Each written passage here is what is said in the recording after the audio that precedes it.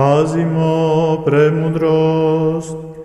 Prokimen glas četvrti, pravednik će procvetati kao palma, kao kedar na Livanu će se umnožiti. Pravednik će procvetati kao palma, kao kedar na Livanu će se umnožiti. Zasađeni u domu Gospodnjem, u dvorovima Boga našega procvetaće.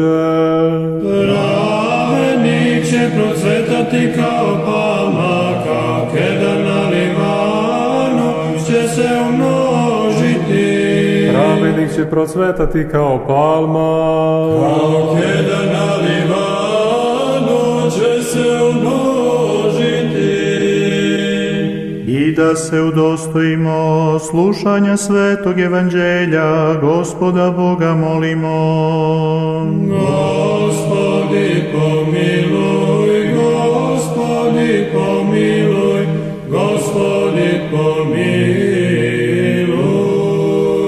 Premudro, smerno stojmo, čujmo sveto evanđelje, mir svima.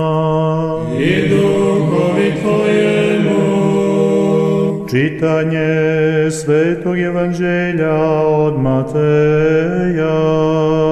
Slava Tebi, Gospodi, slava Tebi. Pazimo. Reče Gospod svojim učenicima, eto ja vas šaljem kao ovce među vukove. Budite dakle mudri kao zmije i bezazleni kao golubovi. A čuvajte se od ljudi, jer će vas predati sudovima i po sinagogama svojim tući će vas i pred starješine i careve izvodit će vas mene radi za svjedočanstvo njima i neznabošcima. A kada vas predadu, ne brinite se šta ćete kazati, jer nećete vi govoriti, nego Duh Oca vašega govorit će iz vas.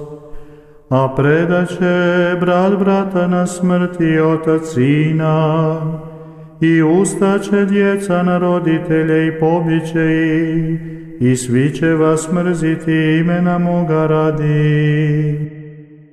Ali koji pretrpi do kraja, taj će se spasti.